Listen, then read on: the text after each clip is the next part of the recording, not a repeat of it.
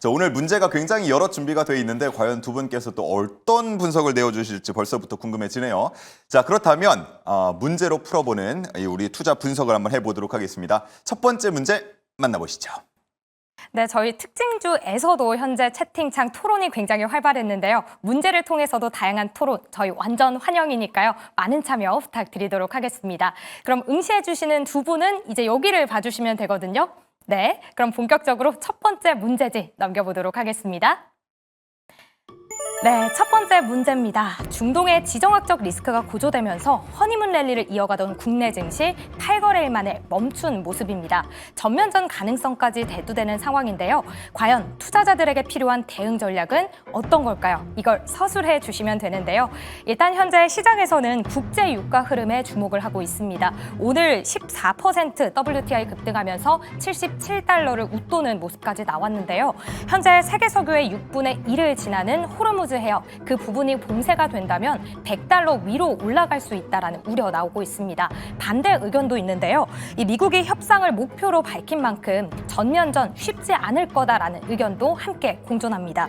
이렇게 국제 유가뿐만 아니라 오늘 금값도 1% 정도 오름세를 보였고요. 그동안 3년대 최저치를 보였던 달러도 함께 오르는 모습입니다. 자, 그렇다면 잠시 관망세를 보이거나 안전자산에 투자를 해야 될까요? 아니면 지금을 기회로 삼아야 될까요? 첫 번째 주식 남녀의 선택 바로 적어주시죠. 오늘 아침부터 전해진 이 지정학적 리스크 소식에 국내 증시가 많이 휘청였습니다. 뿐만 아니고요. 아시아 증시 그리고 글로벌 증시까지 요동치는 모습을 보여줬는데 아무래도 우리 증시가 그동안 많이 올랐기 때문에 조금 더 낙폭이 강했다 이렇게 볼 수가 있겠고 우리 증시의 장이 열려있는 시간 내내 계속해서 속보가 전해졌죠. 뭐가 어떻게 됐다더라, 어디를 타격했다더라, 어떤 대응이 또 나온다더라 여러 가지 소식이 전해졌기 때문에 불안감이 커질 수밖에 없었고 더욱이 또 금요일이었기 때문에 더 투심은 움츠러들지 않았나 하는 생각이 듭니다. 자, 그렇다 보니까 여러 가지 섹터에서 큰 움직임들이 나왔는데요.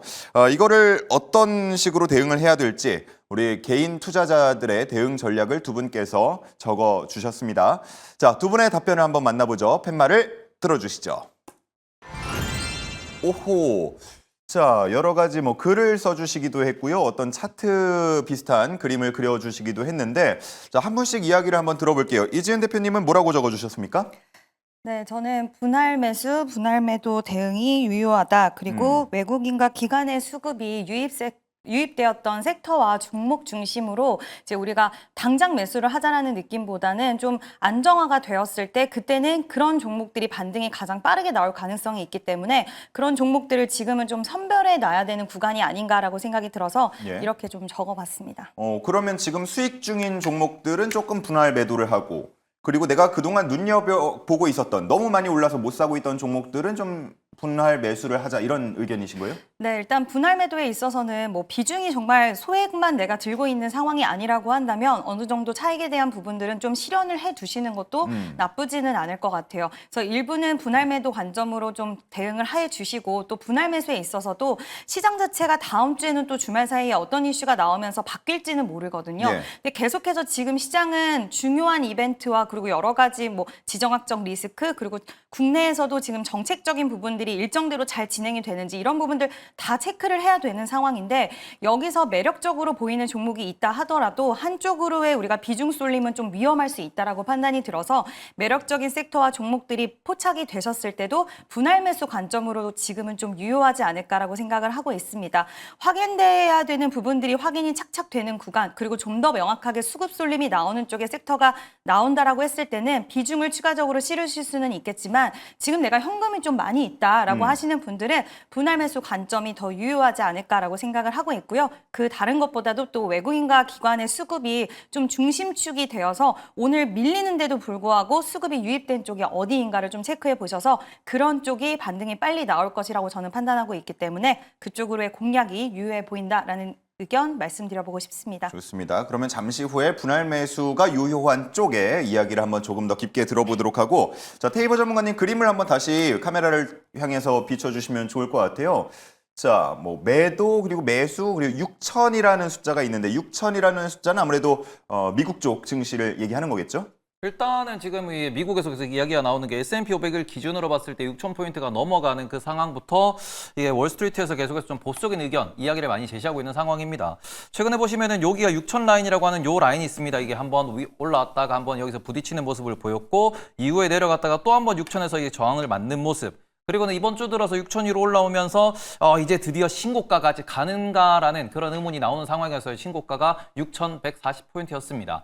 신고가까지 갈 수 있는 말 그대로 타코 트레이드라고 하는 그 분위기가 계속 이어져서 시장을 오히려 신고가로 밀어올릴 수 있을까라는 물음표가 나왔는데 여기서 지정학적 위기가 딱 나오고 일단은 선물 시장이 1% 넘게 지금 하락해 있는 상황입니다. 그리고 월스트리트에서 계속 이야기가 나오는 게 뭐냐 그러면은 계속해서 4월 반등 구간에서부터는 그 국면에서는 개인 투자자가 매수를 많이 했고 기관 투자자는 매수를 못했다라는 이야기가 계속 나와 있는 상황이죠. 그러니 연말의 목표 주가를 대부분 원래 6,000 중후반대로 제시했던 그런 월스트리트가 오히려 최근에는 6,000 초반대 혹은 6,000 전후로 많이 수정한 모습을 보이고 있습니다.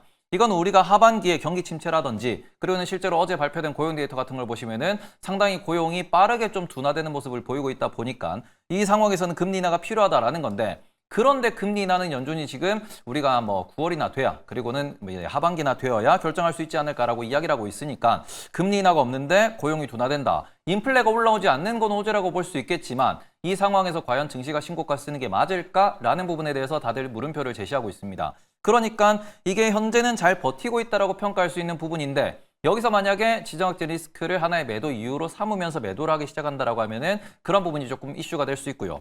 개인적으로 많이 걱정하고 있는 거는 이제 월말부터 부과될 애플에 대한 스마트폰 품목 관세입니다. 스마트폰 품목 관세가 25%가 부과된다라고 했을 때 그때 애플에 대해서 그리고 애플이 움직이면 S&P 500 지수에 대해서 이게 시장에서는 과연 어느 정도의 매도가 나올 것이며 이거를 버티고 계속해서 매수를 할 수 있을 것인가에 대해서는 물음표가 나올 수 있다라는 점. 그래서 그런 부분에 있어가지고 저 같은 경우에는 지금 미국의 요 S&P 500을 기준으로 놓고 보실 때 6,000포인트보다 좀 밀려서 뭐 5,700, 5,500 이렇게 가면은 충분히 매수를 할 만하다. 아하. 왜냐하면은 지금 타코 트레이드라고 하는 그 부분 자체가 지금 트럼프가 계속해서 도망친다라고 이야기를 하는 부분이고요. 이게 글로벌 증시 관점에서는 현재 뭐 그래도 살만하지 않나라는 부분에서 그래서 뭘 살 수 있을까요라고 이야기가 나오고 있고 그 뭘 살 수 있을까요에 걸린 게 요 차트 띄워주시면은 코스피입니다.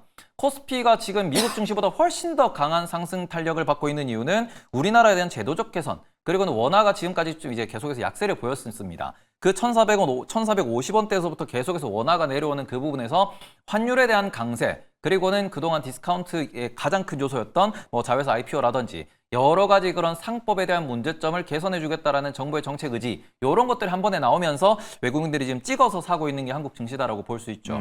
그러면은 미국 증시가 무너지지 않는다라고 하면은 우리나라 증시도 계속해서 여기서 순환매가 발생할 가능성이 매우 높다.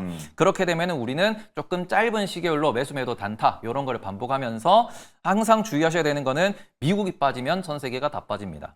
그리고는 그 부분에 있어서 지금 국제유가가 10% 이상 상승하는 그런 모습을 보이고 있는데 현재 지금 우리가 선물 시장을 놓고 보시더라도 이 선물 시장에서 엄청나게 녹색깔 들어와 있는 게 보시면은 WTI고 이거 현재 8.5% 정도 상승해 있는 모습을 보이고 있습니다. 에너지 가격이 이렇게 많이 올라가면은 다시 한번 하반기에 인플레 올라오는 거 아니냐라는 이야기가 나올 수 있고 만약에 이란의 현재 이스라엘과 이란의 이런 지정학적 위기가 일주일 2주일 이상 간다라고 하면은 이게 국제유가 상승에 의한 인플레이션 얘기가 나올 겁니다. 특히 보시면은 이게 가솔린 가격이 있는데 이 가솔린 가격 보시면은 최근에 계속 바닥에 이렇게 누워 있는 모습을 보였습니다. 이게 작년 9월부터예요. 이게 미국의 가솔린 가격이고 이렇게 가솔린 가격이 밑에 떨어져 있으니까 미국의 인플레가 걱정 없다라고 하는 건데 이게 점점 올라오기 시작해서 2.5, 3달러까지 이야기가 나오면은 하반기 인플레까지 올라온다. 고용도 안 좋네. 스태그플레이션인데 그럼 금리나 못 하겠네. 이러면은 시장에서 지수단에 약간의 매도가 나올 수 있기 때문에 지금 현재로서는 매수 같은 경우에는 적극적으로 하시기에는 조금 위험한 시기지 않나. 그래서 한 5%, 10% 정도 조정 왔을 때 그때를 타이밍으로 보시고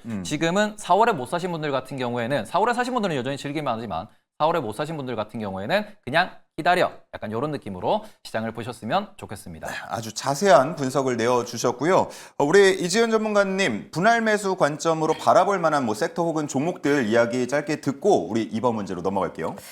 네, 근데 공교롭게도 종목을 보면은 약간 엔터주들이 굉장히 수급이 좀 최근에도 계속해서 좋았던 부분들을 확인을 할 수가 있는 것 같아요. 네. 그래서 기대감적인 심리가 이쪽으로는 계속 좀 유효하지 않나. 한중 경제에 대한 개선 기대도 있겠지만 글로벌 시장의 확장으로 봤을 때 저는 엔터주들 지금 가격대 좀 부담스러우신 분들도 계실 수는 있겠지만 JYP 엔터는 여전히 약간은 주가 부침이 좀 있는 상황이고요. 최근에 중국 관계 개선 효과로 인해서 뭐 큐브 엔터도 많이 좀 거론이 되고 있는데 전체적으로 하이브, SM 그리고 YG까지 저는 지금도 좀 유효하지 않을까. 오. 그래서 다만 앞에서 말씀드렸다시피 분할 매수 관점으로 우리가 대응을 했을 때 향후에 추후에 어떤 일들이 있었을 때 추가 대응 또한 가능하기 때문에 분할 매수 관점 유효하시고요. 또 화장품 종목들도 기관과 외국인의 매수세가 좀 유입이 됐는데 뭐 코스맥스라든지 아모레퍼시픽 이런 종목들도 한번 같이 체크해 볼 필요는 있지 않나라는 의견 드려보도록 하겠습니다. 네, 좋습니다.